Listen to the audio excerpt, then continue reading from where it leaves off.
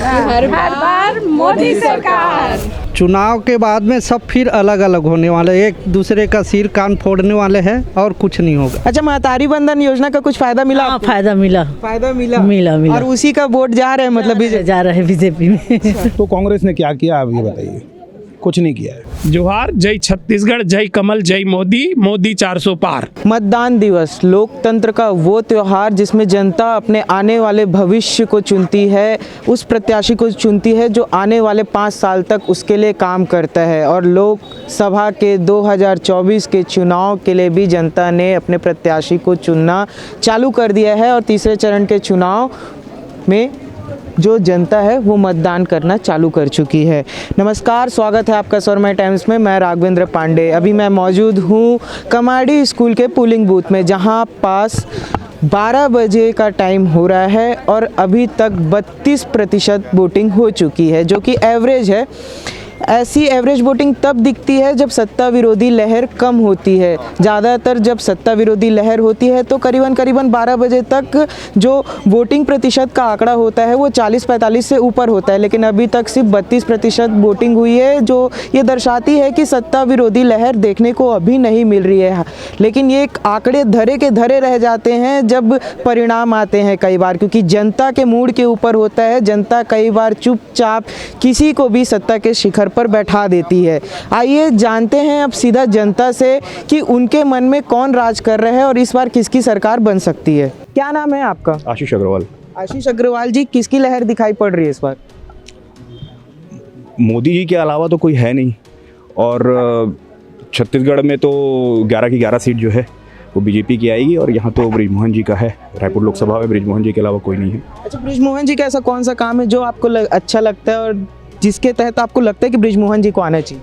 देखिए, आना चाहिए वो कोई प्रश्न नहीं है। इसलिए नहीं है क्योंकि 30 सालों से जो व्यक्ति आज तक एक भी चुनाव नहीं हारा है, वो इसलिए है ना क्योंकि उन्होंने काम इतना किया है कि मतलब बिल्कुल ग्राउंड लेवल पे, जो ग्रास रूट लेवल पे लोगों से मिले हुए, लोगों से जुड़े हुए, चाहे गरीब से गरीब, अमीर से अमीर व्यक्ति के साथ बृजमोहन जी जुड़े हुए हैं। और आज वो रायपुर लोकसभा में आ रहे हैं और सांसद बन के, अब पहली बार सांसद बन के आएंगे। ये हमारे लिए सौभाग्य की बात है, रायपुर वासियों के लिए। आपका क्या नाम है सर? विशाल पोपटानी। विशाल पोपटानी। आपके हिसाब से कौन आ रहा है इस बार? मोदी जी। मोदी जी जी। क्यों? देश प्रगति में है।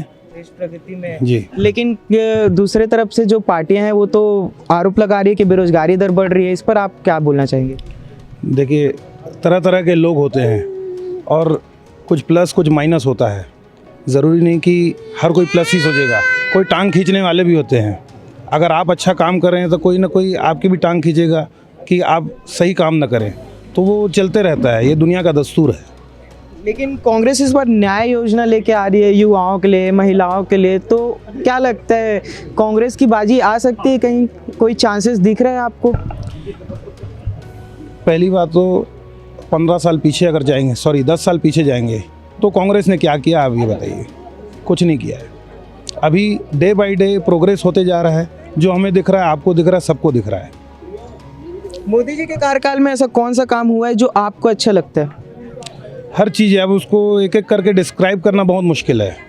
ठीक है, यहाँ पास हम लोग के साथ महिलाएं भी हैं और महिलाओं के लिए भी भाजपा ने बड़े बड़े वादे किए थे। महतारी बंधन योजना जैसी चीज जो योजना थी उन्हें लेकर भी लेके आई थी, जिसके बाद जो विधानसभा का जो चुनाव था उसने पूरा रुख बदल दिया था। लोकसभा के चुनाव में क्या असर पड़ता है आइए जानते हैं महिलाओं से। मैम, सबसे पहले अपना नाम बताइएगा। परी पोपटानी। मैम, आपके हिसाब से कौन आ रहा है? मोदी जी। मोदी जी। यहाँ अभी तक मैं 3 लोगों से बात कर चुका हूँ, किसी को कोई ऐसा नहीं है जिसको ऐसा लगता है कि कांग्रेस आ रही है। लोकप्रिय व्यक्तित्व के धनी आध्यात्मिक पुरुष मोदी जी ही इस देश की नैया को पार कर सकते हैं। देश विदेश में जो डंका आज भारत का मान सम्मान और प्रतिष्ठा जो मोदी जी ने बनाई है, अभी वर्तमान में ऐसा कोई व्यक्तित्व नहीं है विरोधी पार्टी में कि जो देश का नाम और देश के ध्वज को ऊंचा कर सके। आज विदेशों में हमारे बच्चे पढ़ने वाले, जब युद्ध हुआ तब भारत का झंडा लेकर सुरक्षित वापस भारत आ गए। ये एक बहुत बड़ी भारत की और मोदी जी की जीत है, और मोदी जी की जीत नहीं है, प्रत्येक भारत के नागरिक की जीत है।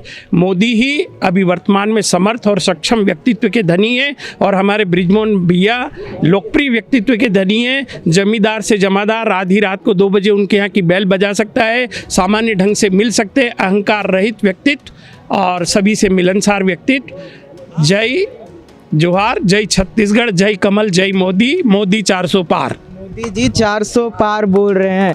मैम आप भी कुछ कहना चाहेंगे? जो बोल दे वही मोदी जी है। मतलब पति जी जो बोल रहे हैं वही, जहाँ हमारा पूरा परिवार मोदी का, और मोदी व्यक्ति विशेष से प्रेम नहीं है, उनके कामों से प्रेम है। आज इस उम्र में भी वो इतनी सभाएं ले रहे हैं, इतना काम कर रहे हैं, इतनी ऊर्जा लबालब भरी हुई है। कल परसों मैंने एक वीडियो देखा, लालू प्रसाद जी यादव के बेटे 2 सभा करके आ रहे थे, तीसरी सभा में उनको पकड़कर उतारा गया नीचे, थक गए थे। तो ऊर्जा नहीं है आदमी में, काम करने की क्षमता नहीं है, सोच नहीं है, बोलने के समय आपके पास शब्दों का संग्रह नहीं है। आप क्या बोल रहे हो, खुद ही अपनी पार्टी के लिए आप गलत शब्द का प्रयोग कर रहे हो। कहाँ से आप देश का संचालन कर पाओगे? मुश्किल है। और अभी अगर आपने चूक गए, अगर अभी इस बार आप चूक गए, मोदी जी को वापस राज तिलक नहीं कराया, तो फिर इस कोई साथी नहीं है देश का भी। कोई साथी नहीं है। तो इनका कहना है कि अभी आप अगर चुक गए तो दूसरा साथी कोई है ही नहीं। आइए और लोगों से बात करते हैं, जानते हैं उन लोगों से क्या होने वाला है, किसकी लहर है और कौन इस बार जीत सकता है।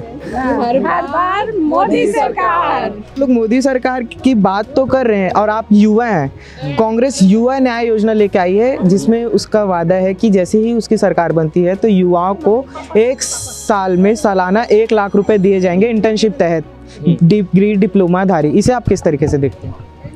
अभी हमको उसकी उतनी है नहीं, अभी उतना रिसर्च किए नहीं है, और अगर कुछ होता है तो ज़रूर बताते हैं।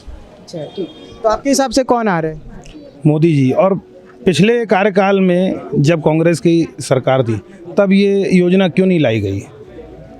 और सबसे पहली बात तो वोट ज़रूर करें, मेरा सबसे अपील है, वोट ज़रूर करें। और ये हम लोगों की तरफ से भी आपसे अपील है, सौरमई पूरे के पूरे सौरमई परिवार की तरफ से आपसे अपील है कि वोट ज़रूर करें। आप अपने पोलिंग बूथ में जाइए, मतदान कीजिए, और आने वाले भविष्य के लिए, युवाओं के लिए मतदान ज़रूर कीजिए, जिससे देश का भविष्य अच्छा हो। आप मतदान करेंगे तभी एक मजबूत सरकार देश में बनेगी और देश प्रगति की ओर बढ़ेगा। अच्छा, जब आप पोलिंग बूथ्स में आएंगे तो आपको सेल्फी पॉइंट्स बने हुए दिखाई देंगे। लोग यहाँ पास आके सेल्फी खिंचा रहे हैं। मैं बोलूँगा कैमरामैन को कि एक बार दिखा दे कि किस तरीके से सेल्फी पॉइंट्स बनाए हुए हैं, जिससे मतदाताओं को जागरूक किया जाए। ये एक पहल है जो पिछले कुछ सालों से देखने को मिल रही है। निर्वाचन आयोग के द्वारा, अलग कलेक्टरों के द्वारा ये पोलिंग बूथ्स में लगाए जा रहे हैं सेल्फी पॉइंट्स, जिससे जो मतदाता है और जो घर में बैठे हुए लोग हैं जो अभी तक चुनाव करने नहीं आए हैं, वो दूसरे की सेल्फी देखें और आए और अपना मतदान करें। आइए लोगों से बात करते हैं। सर, क्या नाम है आपका? मोहन शर्मा।